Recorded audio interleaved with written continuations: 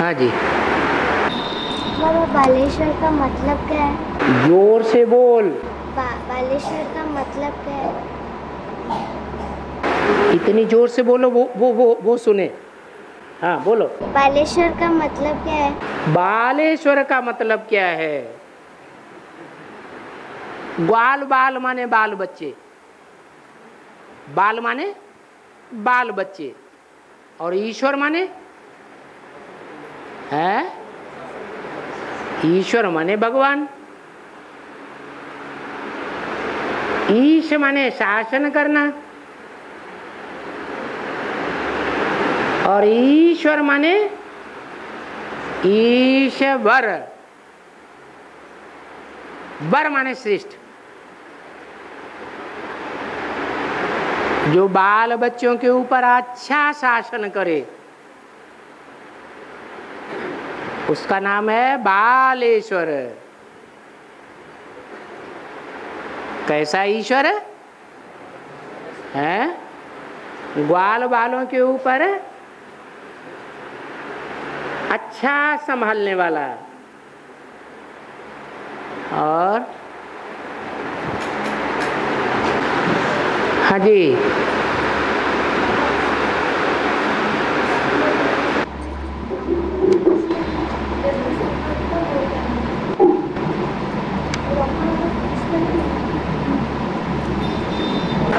ये नहीं सुन पा रहे?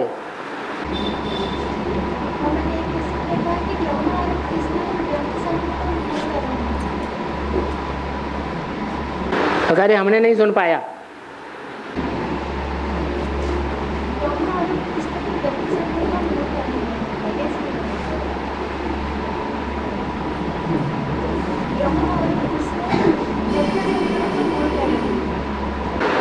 पता नहीं खाना खाने को मिला कि नहीं।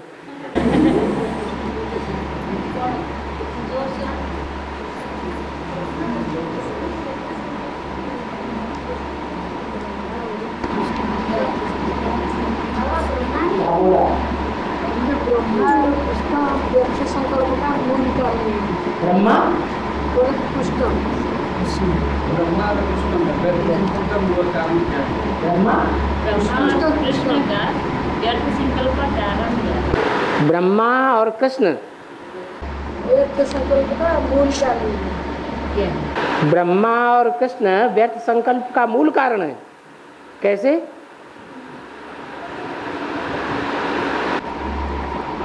तो बोलते हैं बाबा कैसेट में बोले है? तो बोलते हैं बाबा कैसेट में बोले। बाबा कैसेट में बोलेंगे, अभी नहीं बोला। चलो शुक्र है अभी नहीं बोला।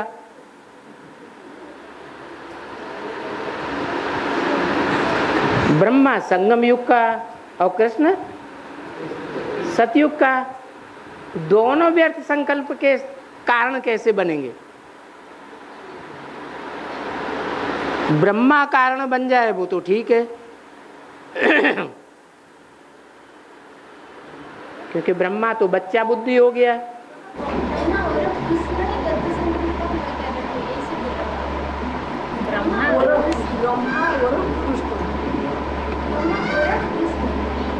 उर्फ तो इसलिए लगा दिया कि आत्मा याद आ जाए कि जो कृष्ण की आत्मा है वही ब्रह्मा का पार्ट बजाने वाली है। बाकी ऐसे नहीं है कि ब्रह्मा और कृष्ण एक ही पार्टधारी हैं, अलग अलग टाइम के पार्टधारी हैं, या एक ही समय के पार्टधारी हैं। अलग अलग टाइम के पार्टधारी हैं, तो दोनों को क्यों संभेल लिया?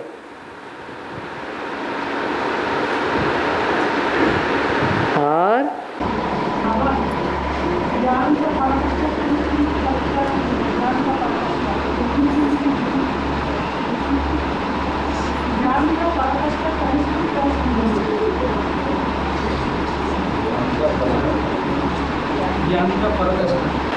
ज्ञान की पराकाष्ठा, ज्ञान की पराकाष्ठा है निरंतर याद में रहे, निरंतर आत्मिक स्थिति बनी रहे। ये ज्ञान की पराकाष्ठा है।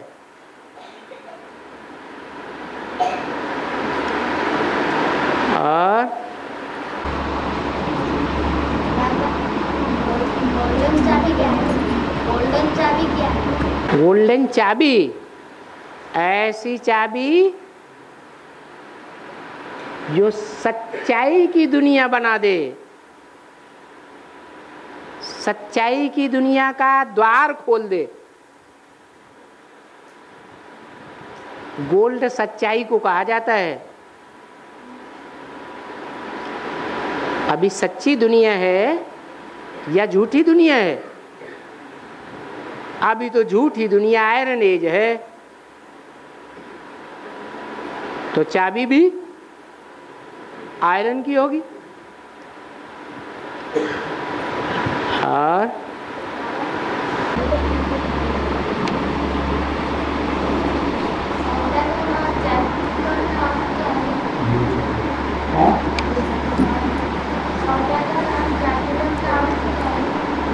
सौदागर और जादूगर का अर्थ क्या है? सौदागर जादूगर, सौदागर और जादूगर का अर्थ? सौदागर और जादूगर का अर्थ क्या है? जो सौदा बेचता है उसको सौदागर कहा जाता है।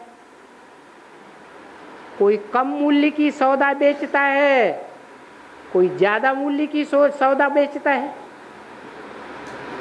और सबसे ज्यादा मूल्य का सौदा कौन सा है?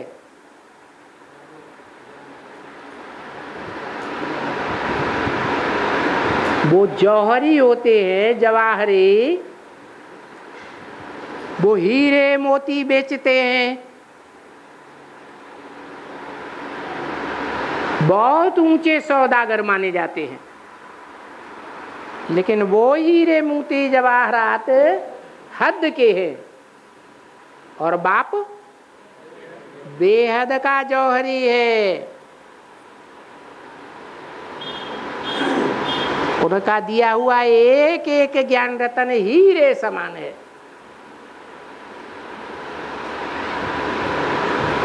हीरों का सौदागर है।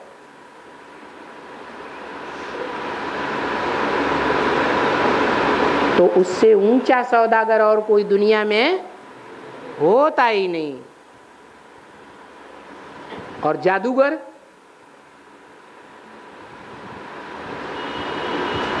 ऐसा जादू करता है कि एक सेकंड में मनुष्य से क्या बन जाता है? देवता बन जाता है।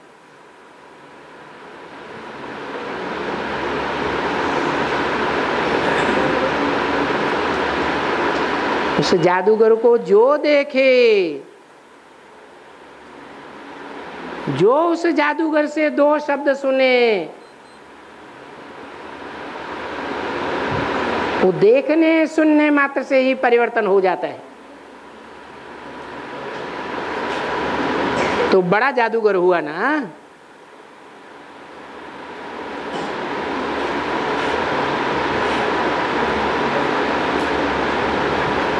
ऐसा बड़ा जादूगर कि जब आता है तो दुनिया वाले तो समझ ही नहीं पाते।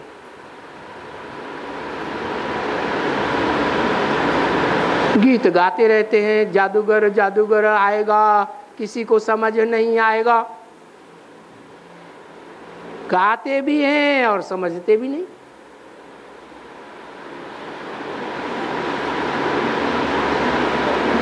जादू जैसा कर देता है। ब्रह्मा को एक सेकंड में ब्रह्मा सो क्या बना देता है? विष्णु बना देता है। और सती अनुदय ने सीता को अम्लान वस्त्र दान के रूप में दिए और अत्रि मुनि ने राम को ब्रह्मास्त्र दान के रूप में दिए। इसका वेद का अर्थ क्या है? ये कौन सी मुरली में, कौन से अव्यक्तवाणी में, कौन से क्लैरिफिकेशन में आया है? ये टीवी में आया है या मुरली में आया है? शास्त्र में है। बाबा कहते शास्त्र में तो भूसा भरा हुआ है। मैं जो बताता हूँ वो सार की बात शास्त्रों से बताता हूँ। है शास्त्रों की सारी बातें टैली करेंगे। भूसे को भी टैली करना है। भूसे को तो भूसे से ही टैली किया जाएगा। और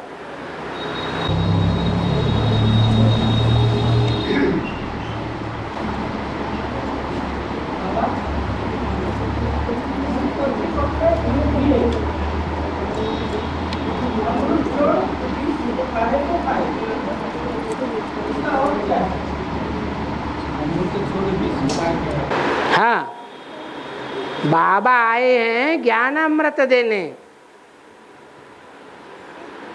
सिर्फ ज्ञान देने नहीं। क्या देने आए? ज्ञान को मंथन करने के बाद जो सार निकलता है उसे अमृत कहा जाता है।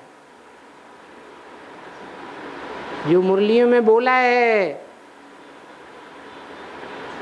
अभी गीता ज्ञान कहेंगे, गीता ज्ञान अमृत नहीं कहेंगे। ये बाबा के मुख से जब वाणी चलाई गई तब की बात है। तो उस समय अमृत क्यों नहीं कहेंगे?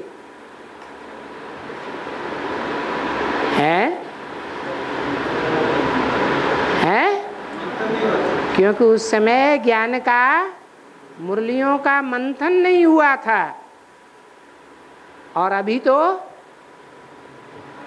तो ज्ञान सागर की ज्ञान मुरलियों का मंथन हो रहा है।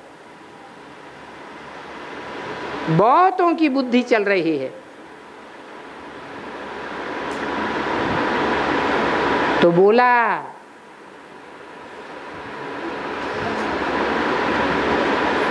जब बाप ज्ञान अमृत दे रहे हैं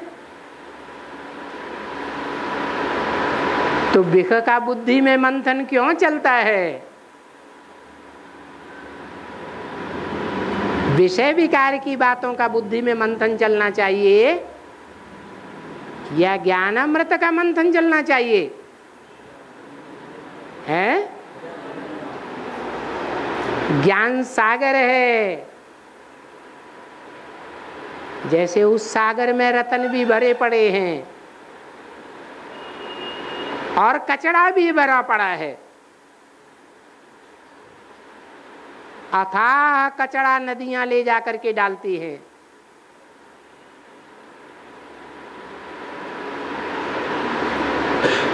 लेकिन ये लेने वाले के ऊपर है कि उसे क्या चाहिए।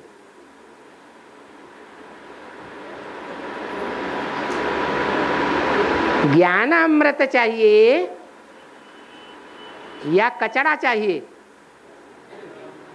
ज्ञान में आने के बाद ईश्वर को पा लेने का ढिंढोरा पीटने के बाद दुनिया के सामने कहते हैं ना हमको भगवान मिला। तो जो कहते हैं हमको भगवान मिला, उनको भगवान से अमृत मिला है या बिख का मंथन करने के लिए मिला है? तो अपनी बुद्धि में साक्षी होकर के ये देखना है कि हमारी बुद्धि 24 घंटे में कितना बिख की बातों का आलोड़न करती है और कितना ज्ञान रत्नों का मंथन करती है। इसीलिए पूछा, अमृत छोड़ बिख काहे को खाए? भगवान बाप अमृत दे रहे हैं अमर बनने के लिए। यहाँ तो बेहद का अमर बनने की बात है। जिनकी बुद्धि में ज्ञान अमृत मंथन होता रहेगा उनको अनिश्चय पैदा होगा। अनिश्चय रूपी मृत्यु होगी, नहीं हो सकती। मृत्यु नहीं होगी इसका मतलब है कि वो विष खाने वाले हैं या अमृत पीने वाले हैं। अमृत पीने वाले हैं। जिनकी अनिश्चय रूपी मृत्यु हो जाती है उन्होंने जरूर विष का मंथन किया है बुद्धि से, या तो कर्मेंद्रियों से भी पाप कर्म कर लिया है।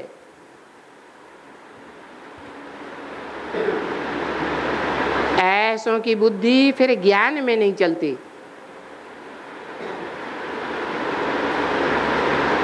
ऐसी आत्माएं फिर दूसरों को ज्ञान भी नहीं सुना सकती।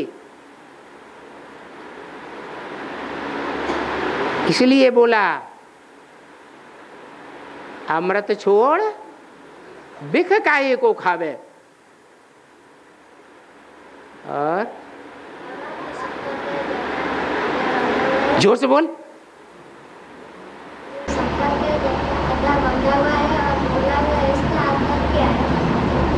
शंकर की जटा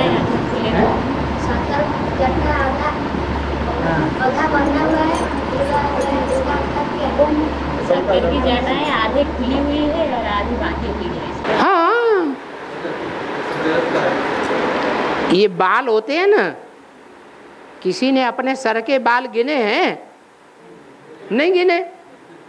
तो आधे बाल हैं वो तो बंधे हुए हैं और आधे बाल खुल गए, माने आधी बातें अभी भी बंद हैं और आधी अभी खुल गई है। जब गंगा जी का आवाहन करते हैं तो सारी जटाएं खुल जाती हैं। क्या मतलब हुआ? सारी ज्ञान की बातें क्लियर हो जाती हैं। और बाबा कृष्ण और राधा कैसे भाई बहन बने? कृष्ण और राधा भाई बहन कैसे बने? सतयुग में राधा कृष्ण एक माँ बाप से पैदा होंगे और संगम युग में कृष्ण सूर्य वंश का और राधा चंद्र वंश की। तो एक ही माँ बाप होंगे या अलग अलग माँ बाप होंगे? अलग अलग माँ बाप हुए तो वो कोई भाई बहन थोड़े ही हुए। सतयुग में एक ही माँ बाप के बच्चे होंगे।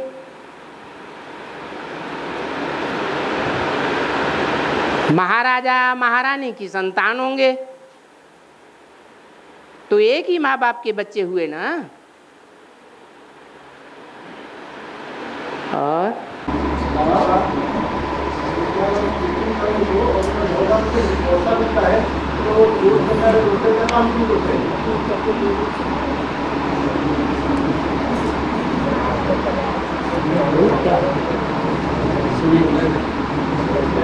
इनके कान मोबाइल सुनते सुनते खराब नहीं हुए, जरा इनको सुनाओ।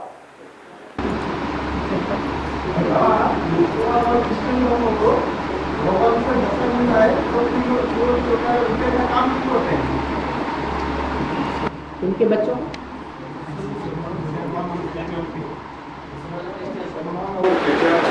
हैं? क्रिश्चियंस को, क्रिश्चियन और मुसलमानों को बाबा से वर्षा मिलता है तो बाबा से वर्षा मिलता है। क्रिश्चियन और मुसलमानों को नरक का वर्षा बाबा से मिलता है।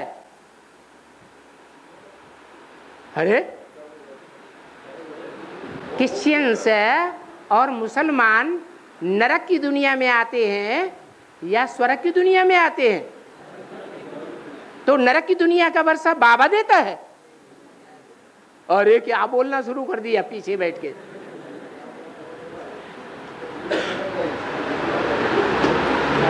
हाँ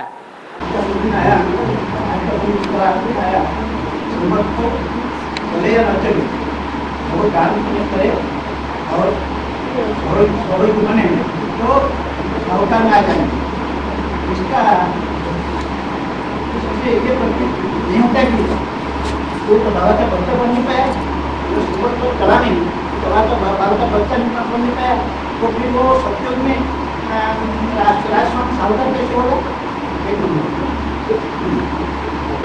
इनका सार बताओ क्या कहते?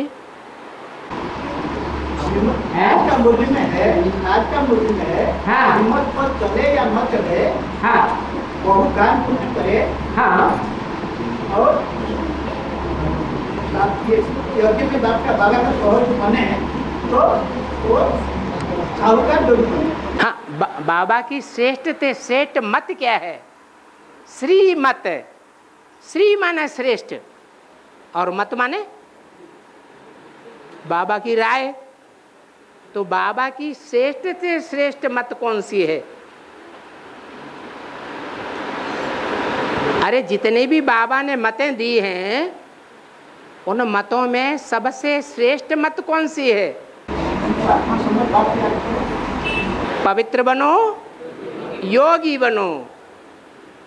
तो साहूकार जो हैं वो प्रजा वर्ग में होते हैं या राजाई घराने में होते हैं? प्रजा वर्ग में। और प्रजा वर्ग की आत्माएं पवित्रता का पुरुषार्थ करती हैं या नहीं करती हैं? नहीं करती हैं।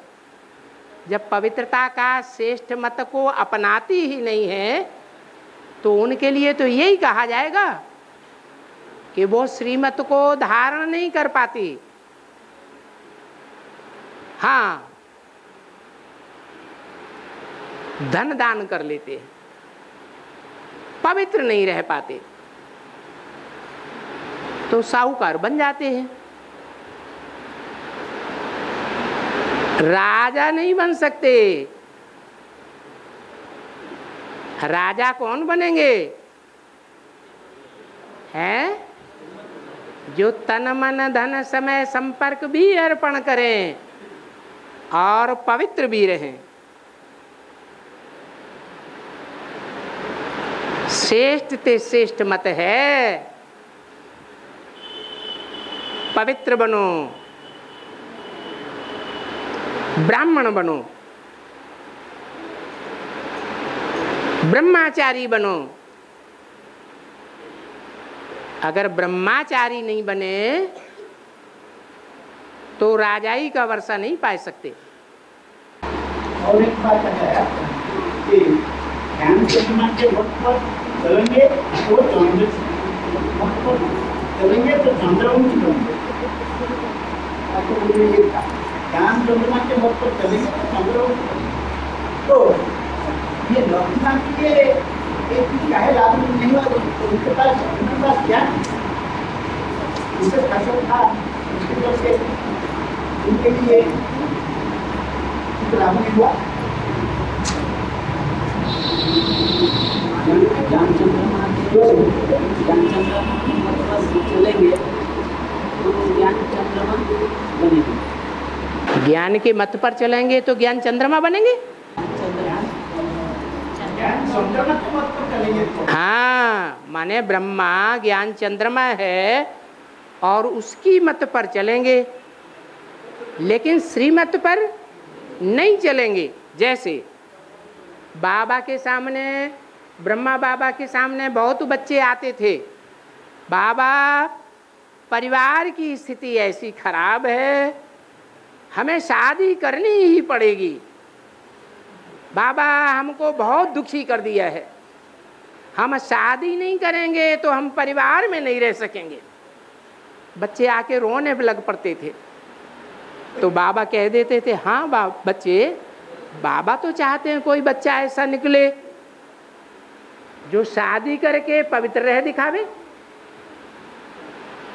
तो बाबा ने तो मत दे दी ना, काहे की शादी करने की। और मुरली में क्या बोला?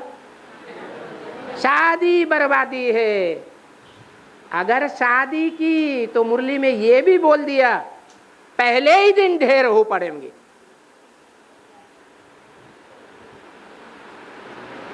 तो ब्रह्मा की मत में और शिव बाबा की मत में फर्क होता है या नहीं?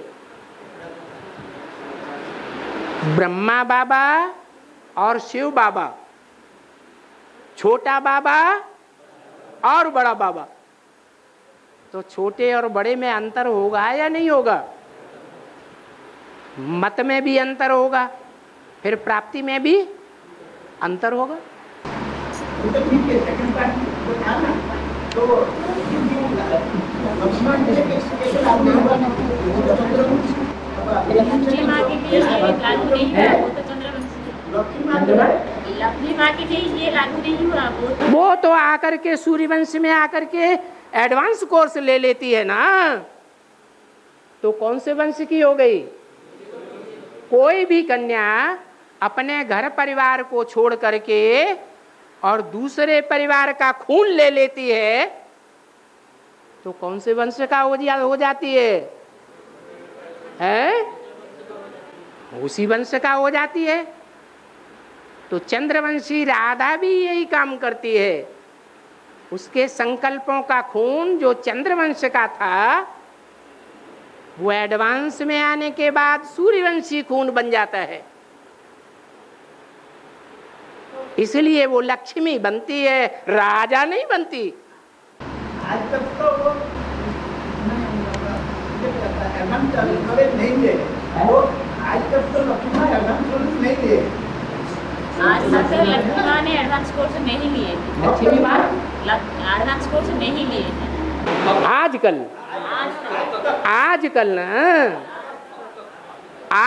ना, भविष्य में तो नहीं, आज तक नहीं है। और भविष्य किसी ने देखा है? अगर किसी ने देखा है तो तीसरे नेत्र से देखा है। तीसरे नेत्र क्या कहता है? ज्ञान मुरली क्या कहती है? ज्ञान मुरली ही कहती है कि राधा चंद्रवंशी और कृष्ण सूर्यवंशी। तो कृष्ण तो चंद्रवंशी राधा के घर में जा नहीं सकता, क्योंकि वो है ऊंच कुल का। कौन? सूर्यवंशी कृष्ण। इसलिए राधा को ही आना पड़ता है। तो कौन नीचा हुआ, कौन बड़ा हुआ?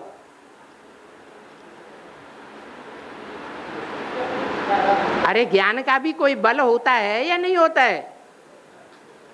क्यों बोला ज्ञानी तू आत्मा मुझे विशेष प्रिय है? ये नहीं बोला पवित्र आत्मा मुझे विशेष प्रिय है। क्या बोला? रुद्रमाला मेरी माला है। अब मेरे कहने का मकसद है, ठीक है, लेकिन 76 से कैसे लक्ष्मण को कर दिया गया? वो लक्ष्मण होगा, लक्ष्मी होंगे, जब तक एडवांस नहीं है, आज तक नहीं है। हाँ, जैसे मॉन्स्टर में हो, जैसे और नहीं लिया, इसीलिए तो विजयमाला का आवाहन करना है। नहीं तो विजयमाला का आवाहन करने की क्या दरकार है?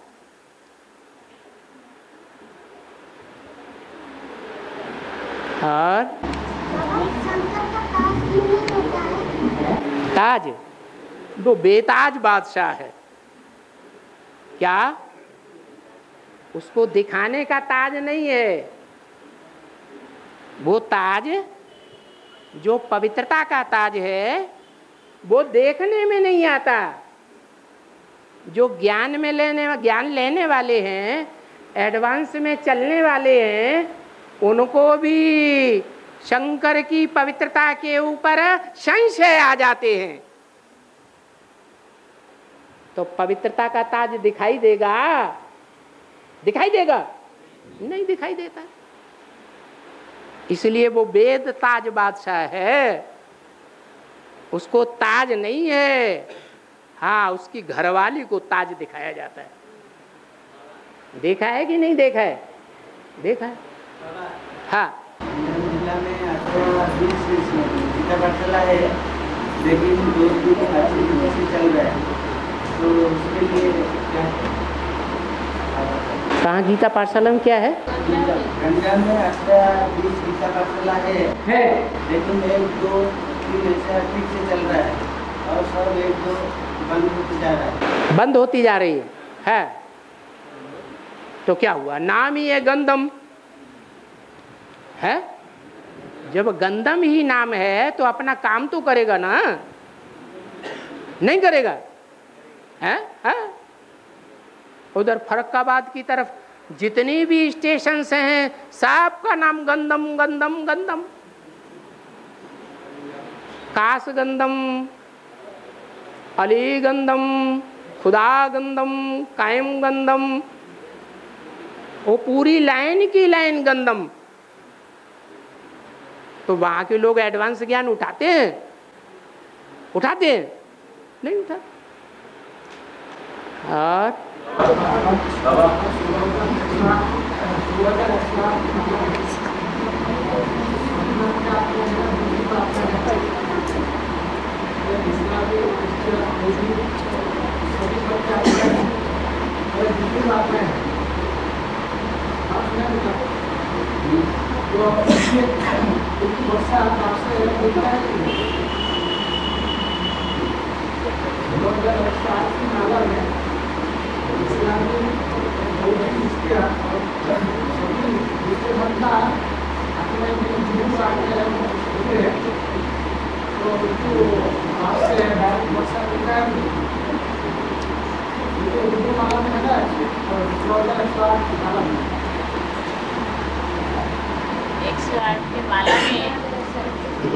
की माला में 108 की माला में 16,108 की माला में 2108 की माला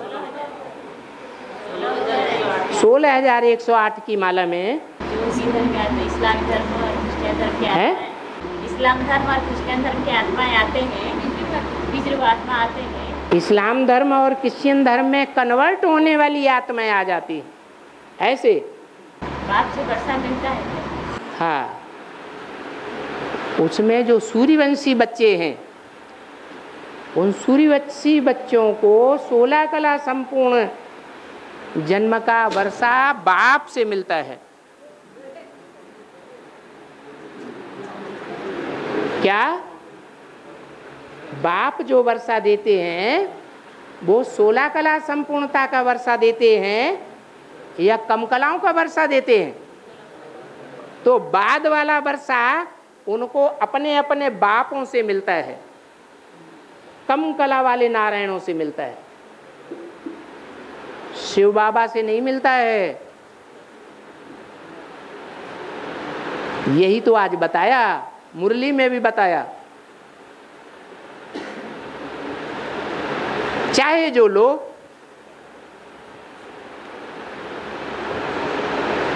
चाहे ऊंचे ते ऊंचे एक की मत पर चलो, चाहे नंबरवार की मत पर चलो,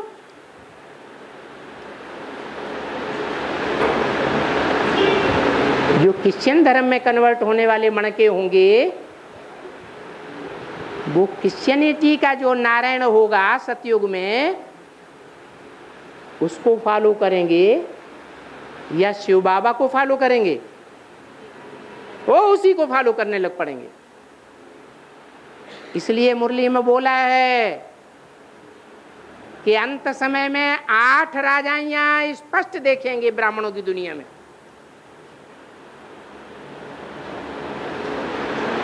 8 राजाइयां होंगी तो 8 कंट्रोलर भी दिखाई देंगे।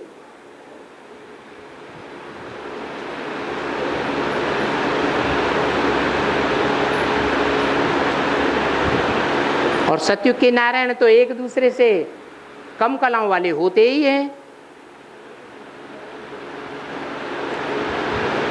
एक समान तो नहीं हो सकते। हाँ जहाँ गंदगी फैलती है वहाँ बाबा को जाना चाहिए या नहीं चाहिए? जहाँ गंदगी चलती है बाबा को वहाँ पर जाना चाहिए या नहीं चाहिए? बाबा आता ही है गंदी दुनिया में।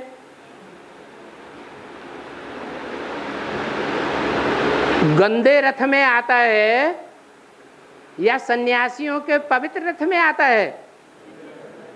तो फिर ऐसे क्यों पूछते? आता जरूर है गंदी दुनिया में। मैं ऐसे गंदे गांव में आता हूं जहां कायम गंध का ताल्लुका है, अंत तक गंध कायम रहेगी। फिर बोला ऐसे गंदे गांव में आता हूं जहां के लोगों ने ऐसे ऐसे गंदे काम किए हैं कि पेट भर रोटी भी खाने को नहीं मिलती है। उनको आकर के गोद में लेकर प्यार से पढ़ाई पढ़ाता हूं। तो बाप का तो काम ही है गंदे को सुच्छा बनाना। क्या करता है? मुँह पलीती कपड़ धोती। हाँ, और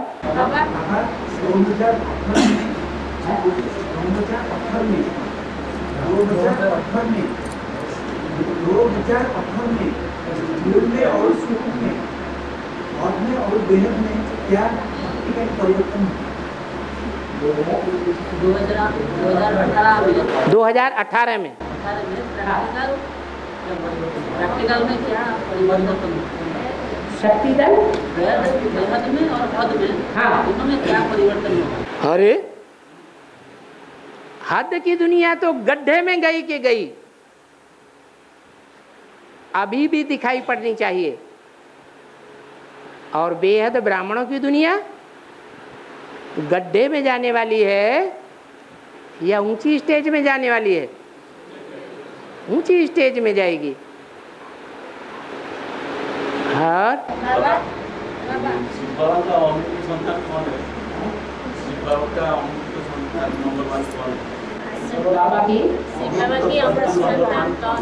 अमूल्य अमृत संतान। अमृत संतान नंबर 1 शिव बाबा के अमृत संतान नंबर 1 कौन है? अमृत संतान कौन है? नंबर 1 अमृत संतान। नंबर 1 कौन है? अमृत माने न मरने वाली। अमृत संतान नंबर 1 कौन है?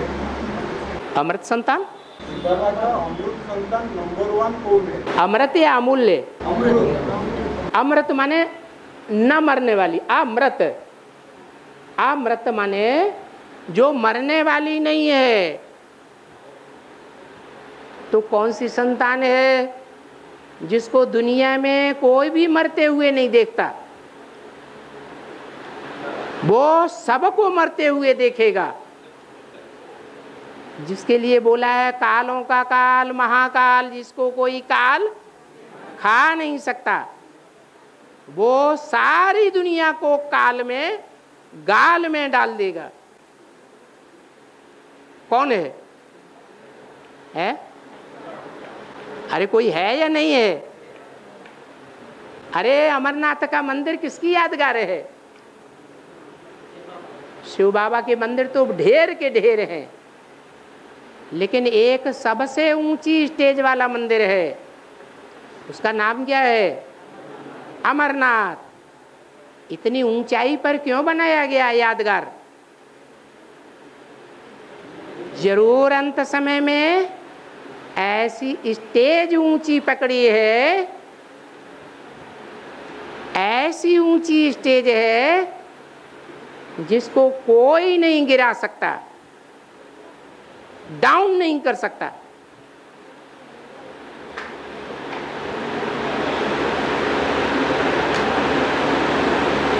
और अरे वो कौन है, इनके मुख से सुन तो लेने दो। वो कौन है? है अमरनाथ में जिसकी यादगार रखी हुई है, वो न मरने वाला अमरनाथ आत्मा की यादगार है या शरीर की यादगार है? आत्मा मरती है या शरीर मरता है? तो ऐसा शरीरधारी कौन है जो अमृत है? आ माने नहीं, मृत माने मरा हुआ, जो मरता ही नहीं है, अर्थात उसको कोई मरते हुए देखता ही नहीं है। एक ही अमरनाथ का गायन है। और बाबा का श्रीमत है योगी मनो पवित्र मनो, और फिर ज्ञानी को आत्मा मुझे विशेष प्यारा, पतित वो भी ज्ञानी तो आत्मा मुझे विशेष पतित ज्ञानी तो आत्मा मुझे विशेष प्यारा, ज्ञानी तू आत्मा मुझे विशेष प्रिय है। फिर बोले पवित्र बनो योगी बनो, पवित्र बनो योगी बनो। ये जो बात में ये ज्ञानी तू आत्मा इस बात का अर्थ जानती है। पवित्र बनो योगी बनो। हाँ, अब दो बातें कहाँ हो गई? अरे सर नीचे डाल दिया। अरे क्लियर करके बोलो ना, सबके सामने मैदान में बोलो धड़ाके से। हाँ, अरे बार बार सर नीचे डाल देते, हंसने लगते, ऐसे थोड़ा ही चलेगा। बोलो। हाँ हाँ बोलो। बोले पतित मगर पतित किसे कहा जाता है? पतित माने क्या? ये अभी ऊंचा है, अब पतित हो गया। पतित किसे कहा जाता है? नीचे गिरने का क्या मतलब? छत पे चढ़ के नीचे गिर जाए?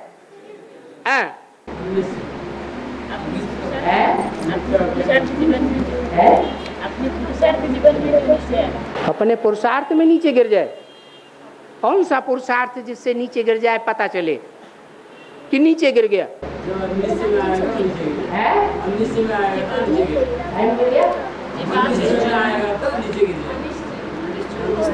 अनिश्चय में आ गया तो नीचे गिर गया।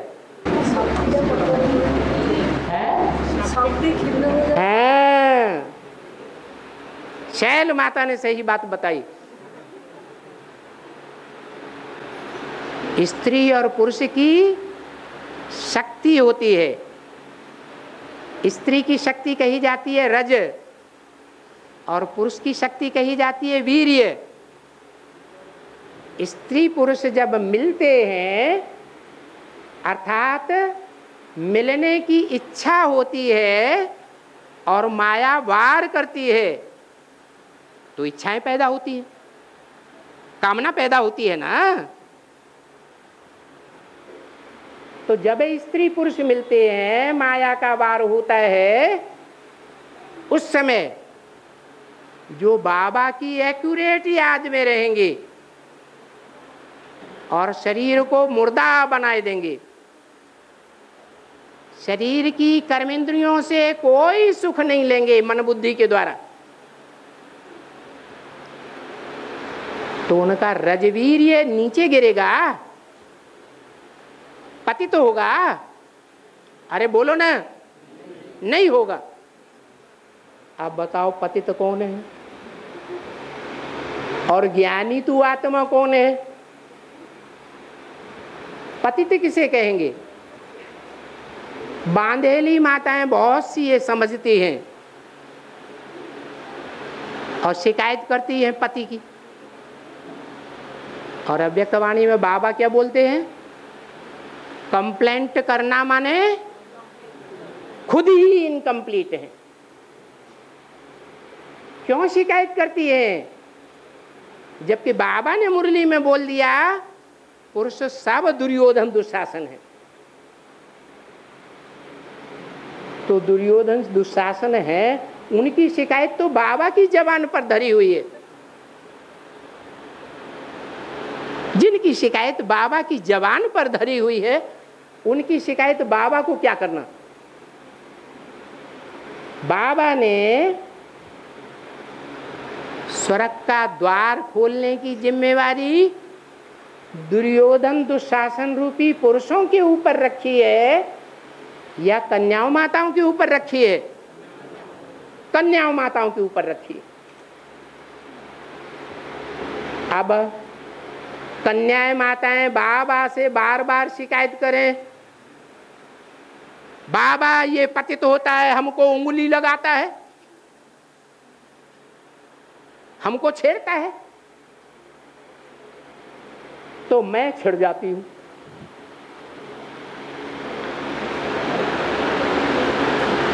ये खुद भी पतित हो जाता है, मैं भी पतित हो जाती हूं। तो बाबा की दृष्टि में कौन गलत हुआ? दोनों ही गलत हैं या कोई एक गलत है? अरे दोनों ही अज्ञानी हैं। माताओं में कौन सी शक्ति ज्यादा होती है? सहन शक्ति ज्यादा होती है।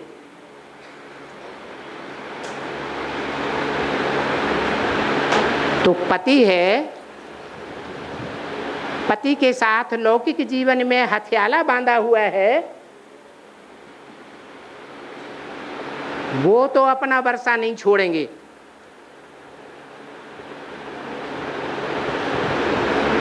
लेकिन कन्याओं माताओं को बाबा ने शिव शक्ति बोला है। तुम शिव की शक्तियां हो। किस आधार पर? किस आधार पर शक्तियां हो? पवित्रता के आधार पर। कैसी पवित्रता? कैसी पवित्रता? ऐसी पवित्रता कि कोई कितना भी उंगली लगावे, परंतु मुर्दे के समान रहकर दिखावे।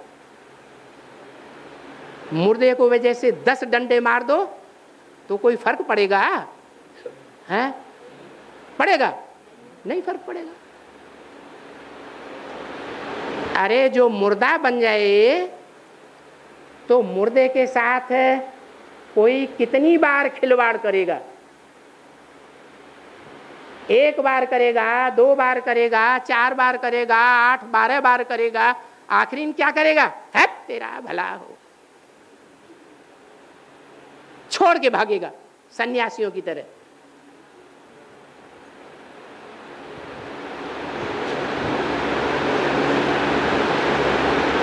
तो ज्ञानी तू आत्मा मुझे प्रिय है, क्यों बाबा ने गलत बोला क्या है? ज्ञानी तू आत्मा मुझे प्रिय है और दूसरी तरफ बोला है पवित्र बनो और योगी बनो। बाबा ने ये दोनों बातें विरोधी बोली हैं या अवरोधी बोली हैं? हैं?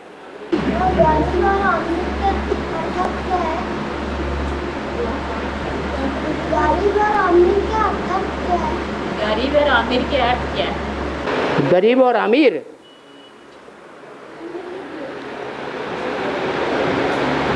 गरीब माने जिसके पास घर भी न हो, पद भी न हो, मान भी न हो, मर्तबा भी न हो, वो सबसे गरीब। और अमीर माने जिसके पास ये सब चीजें मौजूद हैं, वो अमीर कहा जाता है। जैसे हाँ,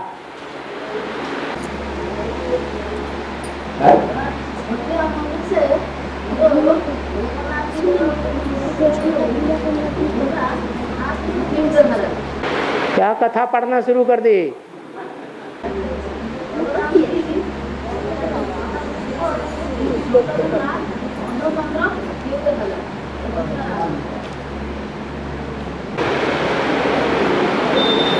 अरे तुम तो ग्रंथ पढ़ के रख भी दिया। क्या बोला है, क्या पूछना चाहते हैं? सुनाई नहीं पड़ा आपका ग्रंथ पाठ। हाँ, पृथ्वी को अपने मस्तक पर पकड़ रखा है। हाँ हाँ वेद का अर्थ क्या है? हाँ, शेषनाग ये विष्णु का रक्षक दिखाया है। शेषनाग को क्या दिखाते हैं? शेषनाग की शैया पर विष्णु आराम से लेटा हुआ है। कितने फण हैं? 7 फण हैं। ये शेषनाग के 7 फण हैं। ये शेषनाग का रामायण में, महाभारत या भागवत में किस रूप में पार्ट दिखाया गया है? बलराम के रूप में महाभारत भागवत में दिखाया है, और रामायण में लक्ष्मण के रूप में दिखाया है। ये दोनों साथी हैं। अभी संगम युग में भी दोनों साथी हैं। क्या फर्क है? ब्रॉड ड्रामा में इनका अलग अलग शरीर होता है, और संगम युग में अभी एक ही शरीर में दोनों विराजमान हैं। राम भी है तो लक्ष्मण भी है। संगम युगी कृष्ण भी है तो बलराम भी है। अब बताओ, ब्राह्मणों की संगम युगी दुनिया में शेषनाग का पार्ट किसका है? जोर से बोलो। ब्रह्मा बाबा का। तुम्हारा प्रश्न हल हो गया? अरे रुको, हल हो गया है? हाँ, जबरदस्ती। हाँ, बाबा, माता क्यों ढाल है और कन्या क्यों तलवार है? माता का ढाल है, कन्या की तलवार। हाँ, माताओं को ढाल बताया है और कन्याओं को तलवार बताया है। ढाल मोटी चमड़ी वाली होती है। गेंडे की चमड़ी सबसे मोटी और मजबूत होती है।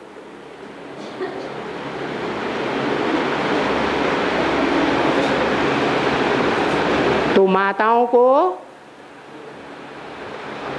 ढाल बताया है और कन्याओं को तलवार बताया है। माना तलवार है ज्ञान की। जैसे योद्धाएं होते हैं, युद्ध करने जाते हैं तो ढाल और तलवार हाथ में लेकर जाते हैं। दाएं हाथ में तलवार होती है और बाएं हाथ में ढाल होती है। कोई दुश्मन आक्रमण करता है तो ढाल आगे कर देते। ऐसे ही ये ब्राह्मणों की दुनिया में माया दुश्मन है। ये माया दुश्मन के रूप में जब वार करती है तो माताएं आगे हो जाती हैं।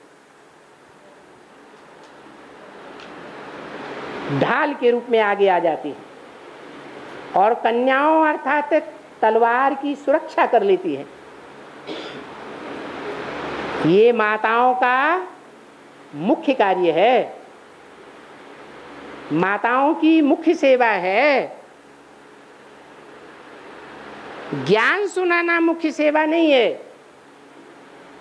क्या है मुख्य सेवा? कन्याओं रूपी तलवार की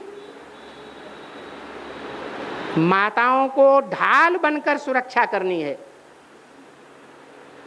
ये मुख्य सेवा है। क्यों?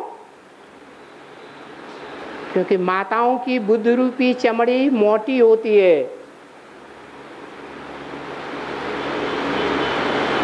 बच्चे पैदा करते करते पेट से बच्चे पैदा किए ना, तो सारी बुद्धि उन बच्चों के मोह में फंस जाती है।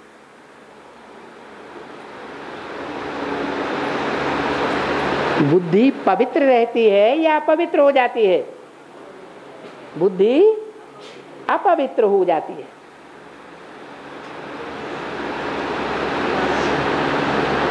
तो ये मोटी चमड़ी की ढाल है माताएं। जब कन्याएं ज्ञान सुनाती हैं तो माताओं को कभी बीच में इंटरफियर नहीं करना चाहिए। क्या करना चाहिए है? ढाल बनकर कन्याओं की सुरक्षा करनी है। ज्ञान सुनाते समय उनके बीच में इंटरफियर नहीं करना है। लेकिन मोस्टली ऐसा देखा जा रहा है कि माताएं अपना मुख्य सेवा का कार्य भूल जाती हैं। कन्याएं कोर्स देती रहती हैं भाइयों को, और माताएं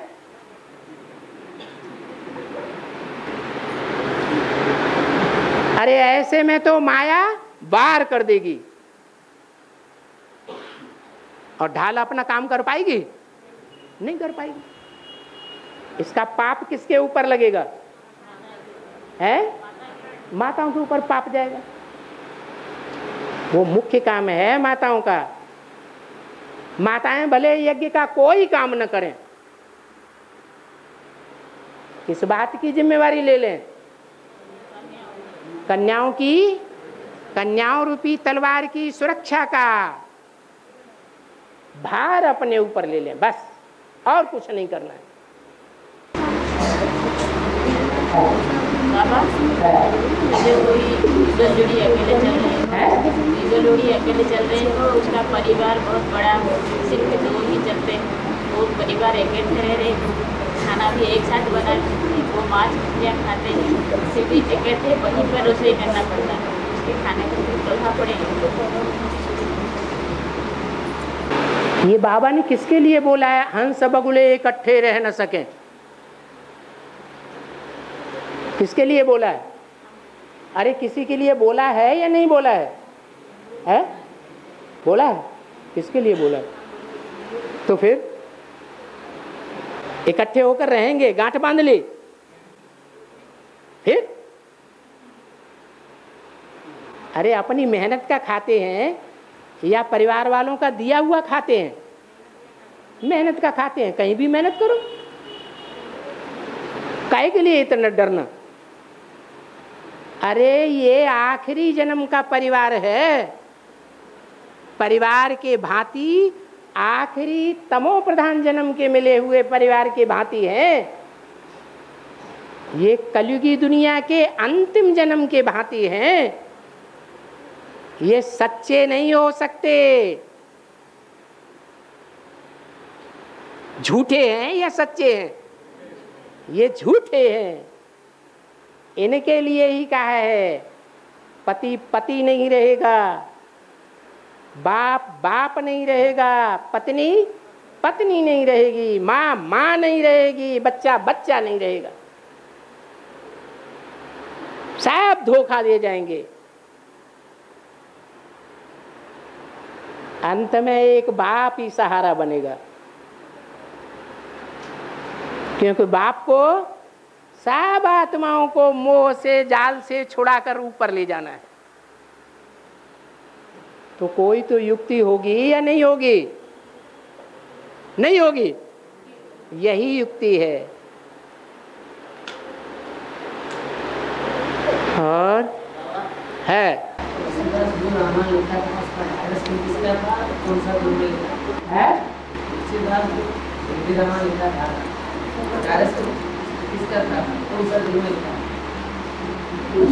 तुलसीदास ने रामायण लिखी। तुलसीदास ने जो रामायण लिखी, हाँ। किसके डायरेक्शन पर लिखी? किसके डायरेक्शन पर लिखी?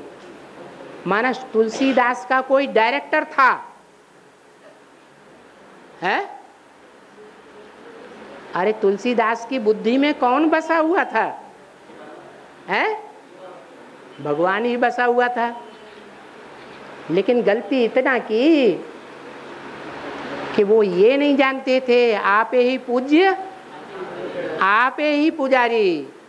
हम जिसकी कथा लिख रहे हैं वो कोई और नहीं है राम, मैं स्वयं ही राम की आत्मा हूं। इसलिए मुरली में कहा है, शास्त्रों में अपनी अपनी कथा कहानी लिख दी है शास्त्र लिखने वालों ने। कौन सा युग में लिखा था? कौन से युग में? अरे 400-500 साल तो हुए उनको। सूरदास, तुलसीदास, मीरा, ये एक ही शतक में तो हुए हैं।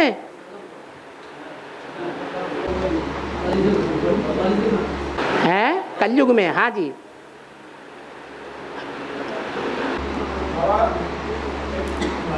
आया है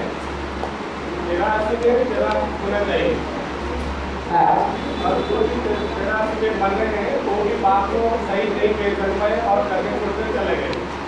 और मेरे पास रहने वाले बच्चे मुझे नहीं पहचान पाते, मेरे को नहीं पहचान पाते। हाँ वो जब तेरा में कुछ थोड़ा बनेगा वो बात को सही पेश करेगा क्या? ये कोई जरूरी नहीं, क्योंकि जो 8 की लिस्ट में आने वाले हैं वो तो 93-94 से ही आना शुरू हो गए थे।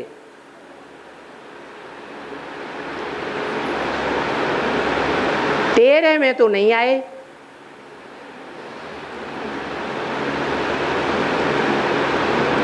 अनुमान के आधार पर कोई बात क्यों कहनी चाहिए?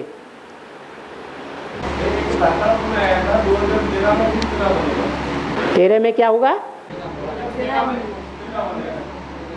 13 हो जाएगा, 13 बनेगा। तुम्हारे मुंह में घी शक्कर। 83 में 13 बना और बाद में रावण का बन गया। फिर 13 में फिर 13 हो जाए तो अच्छी बात है या खराब बात है? शुभ संकल्प है या अशुभ संकल्प है? है शुभ संकल्प है, अच्छी बात है। बाबा, बालेश्वर और भुवनेश्वर में क्या तफावत है? बालेश्वर भुवनेश्वर में क्या फर्क है? वो ग्वाल बालों का ईश्वर है। ग्वाल बाल जो होते हैं बच्चा बुद्धि होते हैं, उनका मालिक है। और वो भुवन ईश्वर है, भुवनेश्वर है। भुवन किसे कहते हैं? सारी दुनिया को क्या कहते हैं? भुवन। वो सारी दुनिया का ईश्वर है, भुवनेश्वर है। पुरी में उसका नाम क्या रख दिया है? अरे पुरी के देवता का नाम क्या रख दिया है? जगन्नाथ। बाजू में जगन्नाथ बना बैठा है।